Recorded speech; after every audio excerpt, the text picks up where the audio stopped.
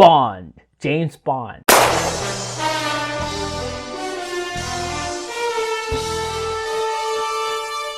When the first time I saw a James Bond movie, I've been a big fan.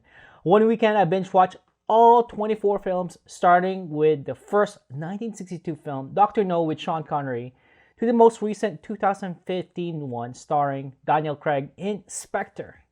What's fascinating about James Bond is how invincible he is, no matter how many villains and bullets and grenades are thrown at him.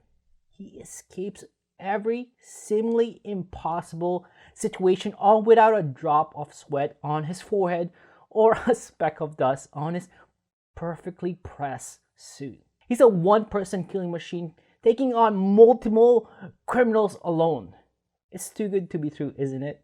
A hero looks great in the movies, but in real life, it rarely works out. The reason why I bring this up is to warn you of the #1 pitfall I see companies make when trying to improve their user onboarding experience. Instead of working across multiple different functions, there's usually one person or department, and it's typically the product team, who works in silo from the rest of the company to do it. Where marketing works with a few onboarding and product marketing emails, and product works on UI tweaks in the sign up and first use workflows and experience. The sales team touches base with users once in a while, trying to get them to upgrade to a paid account, and support waits until a user needs help. Every team is contributing to the user onboarding experience, but they're all doing it in isolation. How much like a James Bond movie. It looks great on the surface level, but in reality, it's a recipe for disaster. Now, user onboarding should not be a solo mission, but rather a team sport. You can approach it as James Bond does. It's important to build a team like Marvel's Avengers or DC's Justice League by bringing together the different superpowers of different departments or functions. This way, you're taking a holistic approach which allows you to deliver an effective, immersive, and seamless onboarding experience for new users. The process to improve user onboarding works best when it's a team effort, ideally from across different functions within a company. Each team involved in the user onboarding experience holds a piece of the puzzle and can bring a unique perspective on how to best onboard new users. Hey, my name is Ramli John, Managing Director here at ProductLed, and in this video, I'll share with you 4 key roles in an onboarding team, and I'll also share with you on who should own user onboarding in a company. I get asked that a lot. Before I share you this video, this content is an excerpt from an upcoming book that I've written with Wes Bush called Eureka: How to Onboard New Users and Turn Them into Lifelong Customers. Now download the first chapter for free and join the waitlist now at eurekaframework.com. Well, let's jump into the 4 key roles in making an amazing user onboarding experience. One note here, the specific makeup of an onboarding team varies from company to company and also from product to product. The size of the team will also vary widely, as does how narrow or broad-ranging the scope of the work is.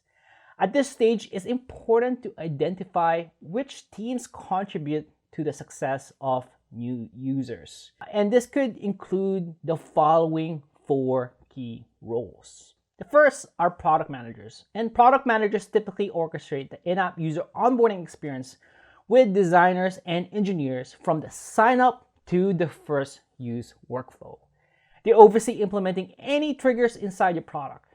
This includes, but is not limited to, progress bars, product tours, and checklists that help guide new users to the desired outcome. The role of an in-app user onboarding experience is critical because all new users are lazy, vain, and selfish in the first 15 seconds. They don't have the patience to read directions, especially if the learning curve is high. They also care about their own desires and needs. A product manager's job is to minimize the time it takes for new users to experience the value of a product as quickly as possible. And in most product-led companies, product managers are well suited to lead the onboarding team, in large part because most product managers already work cross-functionally with different teams like the marketing, user research, engineering, and design. For a small startup, it could be one of the founders who owns the onboarding process. Second role are marketers. Now, marketers communicate the value of the product. They use tools and resources and content to educate new users to become effective, regular users. This could include crafting and managing lifecycle emails, campaigns, templates, case studies, and helpful tips, each designed to draw the user's attention to the core actions of a product.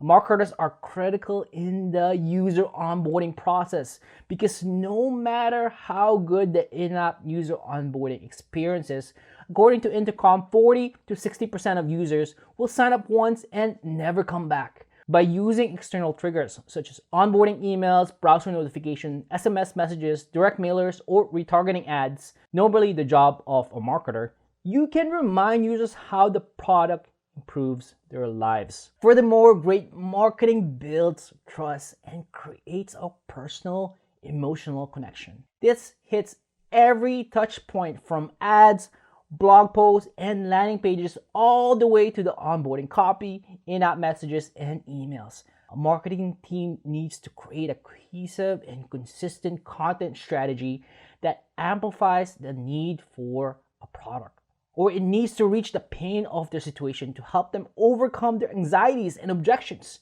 Third, are customer success specialists. Those responsible for customer success and happiness should lend a huge hand in the onboarding process. Understanding a user's wants and needs is crucial during the onboarding.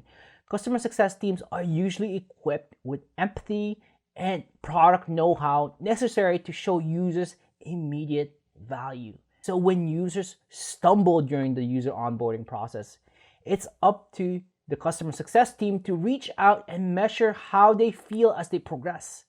And since they're the first point of contact for issues and problems users face, they can provide invaluable user feedback for the business. Every support question and survey response should be recorded and relayed where it's needed to enhance the user onboarding experience. Fourth, it's a sales team. With hybrid or sales-assisted onboarding, it's a sales team who reaches out to potential customers to ensure that they're receiving a ton of value from the product. Salespeople tend to take special care of individual users while laying out expectations for further features of the product to motivate them to build a deeper, more frequent habit with a service or product, such as premium features or subscription benefits. A sales team often use demos to provide customized walkthroughs of the product. Armed with engagement data from the product and marketing teams, they can pick out relevant details to individual users to give them highly targeted demos. This is how two teams can work hand in hand. The sales team can build on relationships first initiated by the marketing team. Now, this is what the onboarding A team looks like. It's important here to emphasize that who should be included on the onboarding team depends on what exactly is involved in the early stage of the new user's journey. For example, someone from the marketing team may be involved in the onboarding because of the way a company's CRM tools are interconnected. But for an internal product that's only used by employees within a company, the onboarding team might just be a few product managers and a marketer. But for products sold to small and medium-sized businesses or even enterprise companies, the onboarding team could and should comprise of many teams, including marketing, sales, product, design, and customer success. The one question I keep getting over and over again is this: who should own onboarding? And my response is this: it's not about owning the onboarding, but more about championing it within an organization. Now, it depends on which teams has the best ability to pull in people from different departments to focus on delivering an immersive and seamless experience for new users. At Drift, it's the product team that champions user onboarding. At Jungle Scout, it's the customer success team. At Sprout Social, it's the customer marketing team. At Facebook, it's the growth team. The key here is that whoever owns user onboarding needs to ensure that it's a cross-functional effort. Or else what's going to happen is that you're going to deliver a fractured experience for new user. Well, that's it for this video. Before I leave, I want to remind you that this content is an excerpt from the upcoming book that I've written with Wes Bush called Eureka: How to Onboard New Users and Turn Them into Lifelong Customers. You can download the first chapter for free and join the waitlist now at eurekaframework.com. And if you found this video valuable, kindly share it with your colleague. And don't forget to also subscribe so you don't miss out on new videos to help you grow your business faster with product-led growth. That's all for now. This is Ramli John, Managing Director here at ProductLed. Happy growing and see you in the next video.